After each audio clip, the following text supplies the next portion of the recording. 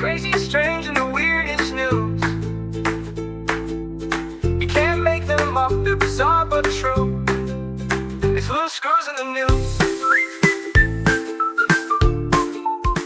Hey, it's Mel. And Scott, and this is Loose Screws in the News. Yes, it's where we talk about, well, crazy stories that real people actually do in the news. Dumb criminals, odd news, weird headlines. We're going to cover it all. Crazy people doing unusual things that might make you think they have a few loose screws. They probably do. I'll get us started today. A Tampa woman was arrested for driving the wrong way on the interstate, and she told her cops her husband, not her husband was the one behind the wheel. Oh. There's only one problem. She was the only one in the car. Oh, no. Tampa police received a call about a wrong-way driver on I-4. That's a hell of a stretch of road to begin with. It is. And they spotted a silver Toyota Camry speeding westbound in the eastbound lanes at around 60 miles an hour. The driver, Kristen Bell, refused to pull over, prompting a high-speed pursuit. In the process, she struck a police cruiser before finally being brought to a stop with a pit maneuver. An officer asked Miss Bell, "Do you realize you're going the wrong way on the interstate?" She appeared confused and replied, "On this interstate? Oh. No, this car? Are you serious?" Then she claimed her husband was the one behind the wheel driving, even though there was no one else in the car but her. Oh. She eventually admitted to drinking at a couple of bars and failed a field sobriety test, of course. Her breath alcohol level was more than twice the legal limit. Wow. Bell is charged with DUI and fleeing police at a high-speed chase. She was just bringing along her invisible husband out for the night.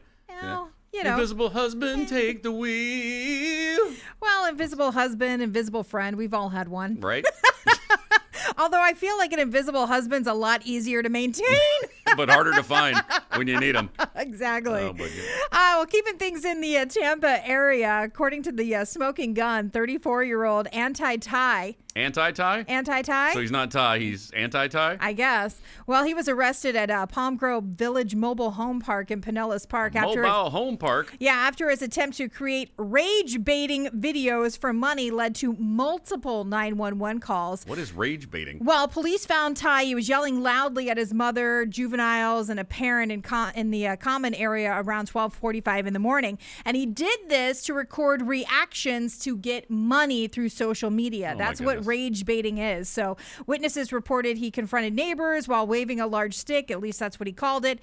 He used a racial slur against one person, Oh, boy. yelled at children, blocked vehicles from driving through the property. He was eventually charged with disorderly conduct and pleaded no contest to the misdemeanor. Hopefully, he didn't yell at the judge when he was faced by him. Rage baiting. Rage bait. People At 12:45 in the morning. Yeah. Yeah, as I Grandma mean- said, nothing good happens after midnight. Well, here's an idea. Why are you that desperate for money that you're just going to partake in this Everybody's whole rage? making money on the internet now. Well, I I guess hear so. there's this loose screws in the news thing on YouTube now. It's making lots of money. Yeah. Oh, yeah. $1.50 so far. This story from 24/7 news source. A 27-year-old Columbus man's in custody in upstate New York after reportedly using a fake ID to try and enroll in high school. Yeah, he's 27 in high school. Police there say the man gave false information to administrators, but he was ultimately denied access to the building. That's good. Franklin County court records show the same individual pleaded guilty to impersonating a police officer in 2021 after tackling a man outside a fast food restaurant and claiming to be with the Columbus Division of Police. Oh, my God. So he's got a thing about being other people or trying to be other people. Well- Can you imagine going back to high school at 27? What is it? Fake it till you make it, right? Maybe he finally wanted to try and get algebra down because that's the only Who way wants to do that? Yeah, it's come in so handy as an right? adult, right? I've never used it. Right? Never. Never. And I can tell you honestly, I would never go back to high school. Ugh. Of all the ages that I could go back to, high school would not be it for I'm me. thinking he had nefarious reasons for wanting to. Yes, that's scary, isn't it? Well, according to a 24/7 news source, a former security guard in Alaska is still recovering from injuries suffered when he was shot during a dispute at a grocery store.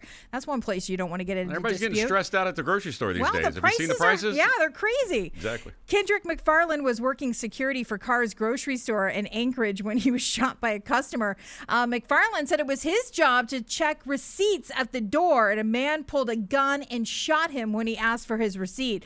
McFarland spent about a week in the hospital with non-life-threatening injuries, and he says he is for sure retired from security. I mean, I would think just one little that would do gunshot it. wound would cause me to retire too. I think about Costco and BJ's and Sam's They Club. always check your receipts on the way out the Yeah, door. It's now- kind of annoying, but I get it. Yeah, no, I understand it too. But now now I wonder if people have to think twice before Dude was in asking a for the hurry. receipt. Yeah. Well, everybody's in a hurry, too, to shoot each other in the face, unfortunately, it that's seems. scary. This story from the BBC. We all sometimes receive an unexpected package at our door, right? Something we didn't order, but it doesn't get more unexpected than this. A mysterious parcel was delivered to a post office in Scotland and addressed to a tiny island off the coast called Swana. Never heard of Swana, have you? Swana, no. I hear it's nice this time of year. The package contained a pair of Adidas sneakers. It's unclear who exactly the shoes were intended for because the only residents of Swana, this island, are wild cows. Wild cows? Yeah, feral cows. Feral cows. Swana hasn't had human inhabitants since 1974, but somehow a pair of women's size 5 Adidas shoes made their way to the island. Oh. Alexander Anal, I'm going to pronounce that Anal. I don't think it's anal. Hey, man, whatever you're into, I don't judge. Anyway, Alexander, whose family owns the Swana Island and lives on a nearby island, he got a heads up from the local post office. He asked, who on earth is sending mail to a bunch of cows? They were utterly confused. Oh, aren't we all? Consumer Utterly. experts say it could be a case of brushing, which is a shady tactic that some people, they'll send you random parcels to try and create positive fake reviews online because you'll be thrilled you got something for free in the mail and you'll write a positive review about it. Well, what do you want, Scott, for loose screws in the news? What can you send us? I don't know how these cows are going to use their hooves on the keyboard to type a positive review Right? about these shoes. And they only had 2. Don't Yeah. they know they have 4 feet? I got a lot Or of questions. Hooves? I don't think they're Hooves. feet. I get a lot of questions, too. And I thought all cows were domesticated at this point. I Yeah, didn't know we still had feral cows, wild cows. Never heard of a cow being referred to as feral. Just be careful out there. Don't run into a feral cow. No, don't. This story brought to you by Newser. There was a Bay Area chef arrested for 3 bank robberies in a single day. Yes, you heard me correct. Busy man. Chef. And not just that, any chef, a celebrity chef. 62-year-old Valentino Luchin was arrested after allegedly robbing 3 banks in one day. He's a busy man. Yeah, I'd say. Between chopping onions and robbing banks, I mean, when does this guy have time? The Italian-born former head chef of Walnut Creek's Ottavio. One of those fancy restaurants nobody knows how to pronounce. One of those like Michelin star You restaurants. can charge all you want as long as you can't pronounce the name of the restaurant. You know what? You're right. The fancier the restaurant, the harder it is to pronounce. You Yes. ever notice that? McDonald's. I don't think it's Italian, Mel. Oh, it could be. McDonald's. It could be. Well, he was identified as a suspect who passed a demand note to a tailor in Chinatown one afternoon. Police say Luchin also robbed 2 other banks in the Central District the same day. This marks Luchin's second arrest for bank robbery. In 2018, he was charged with using a BB gun to steal $18,000 from a Citibank branch. That worked? Wow. I guess it did. It sounds like he's really good at cooking up some bad ideas and some bad puns in my case. Well, we love our bad puns. Yeah, we Can't get do. enough bad puns. Yeah. This story from Oddity Central. She sold her soul for Labubus. You know about Labubus, right? Yes. Literally, she sold her soul for Labubus. In a bizarre and controversial stunt, a 26-year-old Russian woman named Karina, she literally sold her soul by signing a contract in her own blood for 100,000 rubles. That's about $1,180. What did she do with the money? Well, she bought a collection of Labubu dolls and some concert tickets. The offer came from a marketing expert named Dmitry. Aren't the guys in Russia? Yeah. They're always named Dmitry. He posted on a Russian social network, Telegram, that he'd pay anyone willing to sell their soul. He didn't expect anyone to actually take him seriously on this, but Karina did, and she followed through with it, even posting a photo of the signed contract with her blood, with her personal info blacked out. Wow. Dmitry says he has no idea what to do with his newly purchased soul. It was all meant to just be a social experiment, but people are losing their minds over Labubus. Oh, yes. And they are selling for big money, too. Like you said the other day, she went Delulu for Labubus. She went Delulu for Labubus. That's what I did say. Well, according to UPI, a cheating scandal hits the World Stone Skimming Championship in Scotland. World Stone Skimming There Championship. is a championship for skipping everything. stones. Yes, there is. Okay. Which I cannot do. So I would not be a Take some practice. a good competitor for that. But several competitors were actually disqualified from Scotland's World Skimming Championship after using artificial modified stones. How important is it to be the Fake stones? Yeah, to be the championship of the stone Well, it skimming depends on competition? what's the payoff? Well, the annual competition is held on Easdale Island, and it requires participants to use naturally occurring slate Makes sense. from the location. But officials discovered some contestants wielded their own machine-shaped and smoothed rocks with artificial notches designed to improve throwing. Seriously? See, they went above and beyond to actually smooth out rocks and make it look like it was a real rock. Seriously, these are some serious boneheads if you want to know the truth. The event tossmaster, Kyle Matthews. Tossmaster. Don't you want to be that?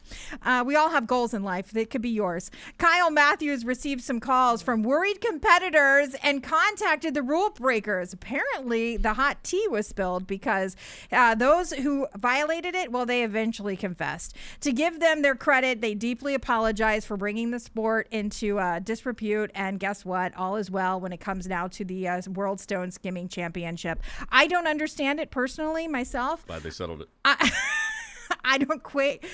To me, it's like, why would you go to throwing stones versus throwing balls? I'm sorry, what?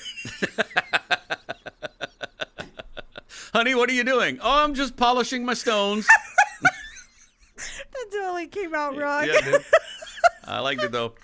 All right, moving right along. Please, because I can't come back from this. This story from Fox 19 Now News. The headline reads, DMV orders woman named Isis to return her license plate reading, I am ISIS. Oh, my gosh. Yeah, the California Department of Motor Vehicles told Isis Wharton, that's her name, Isis Wharton, that she must surrender her personalized license plate that reads, I am ISIS. Stop. Because it could be interpreted as supporting the Islamic State terrorist group. Wharton, named after the Egyptian goddess Isis. Oh, wait, that's her real name? Yeah, purchased the plate for $50 in 2022 and had it renewed annually. I'm proud of my name. I'm proud that it's on my car. I feel like I'm driving around and it looks cool, she said. The DMV cited Section 206 of the California Code of Regulations, which allows rejection of plates associated with illegal or violent activities. The agency's letter said, regardless of your intention, the configuration I am ISIS could be construed as I am Islamic State of Iraq and Syria. Oh, man. The McGeorge School of Law professor Leslie Jacobs said the plate is protected under First Amendment free speech.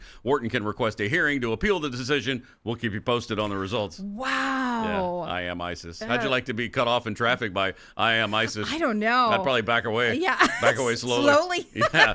That's a car you don't want to cut off. No, not at all. Well, if there was ever a time you want to be stuck on a New Jersey highway, it would have been the time. Why doesn't this stuff happen to me? A pair of tractor trailers collided on Interstate 80, and both of the trailers burst open. One of the trucks happened to be hauling M&Ms. Oh, my favorite candy. A highway full of M&Ms. A highway full. I mean, is that like a dream? That's a dream for me anyway. The multicolored candy pieces were dumped all over the road. Emergency crews had to shut down part of the road for nearly 2 hours to clean up the wreckage. No injuries, thank goodness, were reported, which is great. Both drivers declined medical detention, but 2 hours to clean it up? Like, I'd have had that done in 10 minutes. Yeah, if they'd let motorists get out of their cars and help out, right? that'd have been done in no time. Peanut M&Ms, watch out. I will knock my mom over. Or if this happened on Halloween, just be like, right? kids, there you go. Trick Have at or it. treat. Yeah. I guess that was a real Candy Crush. Yeah, that was. You hear the crickets? I hear it. Yeah. This story from USA Today, air traffic control nap. Yeah, a plane headed to the French island of Corsica was forced to circle the airport for nearly an hour recently. Wow. You ever do that, circle the airport? It's happened to me but once. Nearly an hour? Yeah. It had nothing to do with bad weather or even airport traffic. It was because the air traffic controller took a nap and didn't respond to the pilot's request to land. They work hard. We need permission to land. Guy's snoring away. There was only one air traffic controller on duty at Napoleon Bonaparte Airport, and the pilot of the Air Corsica plane couldn't land without permission. He instead contacted the regional air traffic controllers, who then sent local authorities to investigate. Eventually, first responders entered the tower and woke up the sleeping air traffic controller and got the runway lights turned on so the guy could land.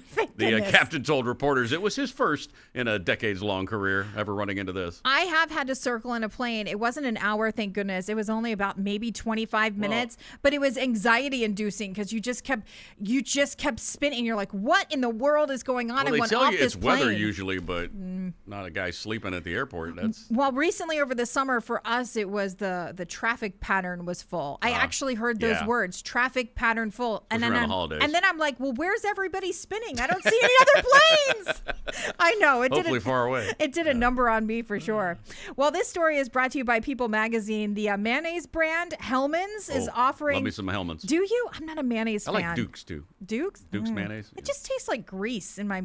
Anyway. All right. Well, How do you not love mayonnaise? I just don't like it.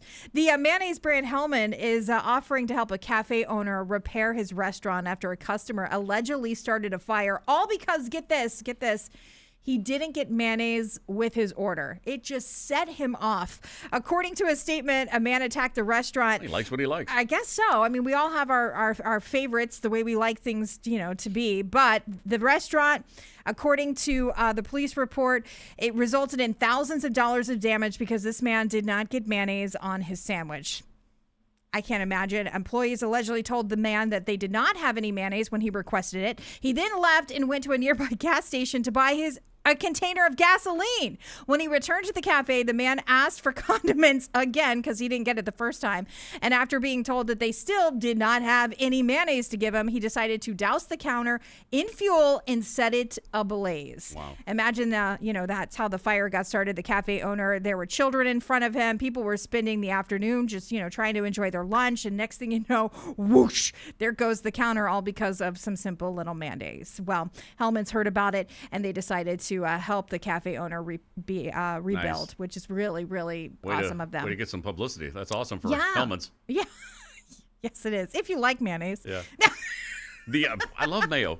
The Mayo brand wrote on social media, from now on, you can count on us. Let's take care of repairs. They're going to pay for the repairs and make Yeah. sure your sandwiches never run out of mayonnaise again. Oh, my gosh. That is awesome. That is a way to jump on a story. That is. Yeah. And last but not least, this story from WTRF TV.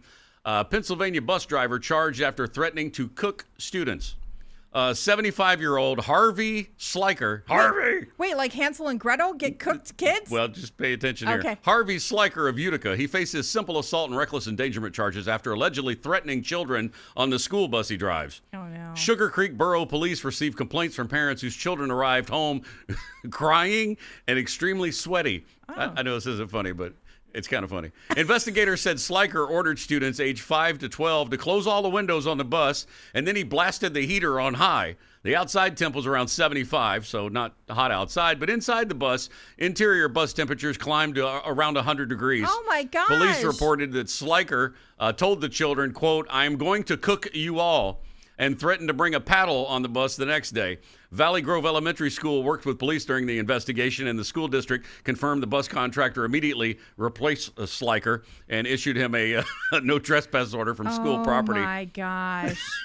75-year-old Harvey Sliker couldn't take the kids screaming anymore. I think he snapped. He couldn't take the heat. Whoa, he could take the heat. Well, he's 75. You know how old people, they're always cold, always need a blanket. Oh, my God. Maybe he was just, I don't know, giving him the benefit of the doubt. Oh, those poor kiddos. I'm going to cook. That's awful. That is terrible. That's like Hansel and Gretel. Yeah, That's yeah. awful. And those are our loose screws in the news for this episode. Be sure and like, comment, subscribe. Definitely subscribe. Please. Yeah, we're going to keep the channel growing, and we'll see you guys on the next episode. Bye. Bye. Crazy, strange, and the weirdest news. You can't make them up, they're bizarre but true. It's loose screws in the news.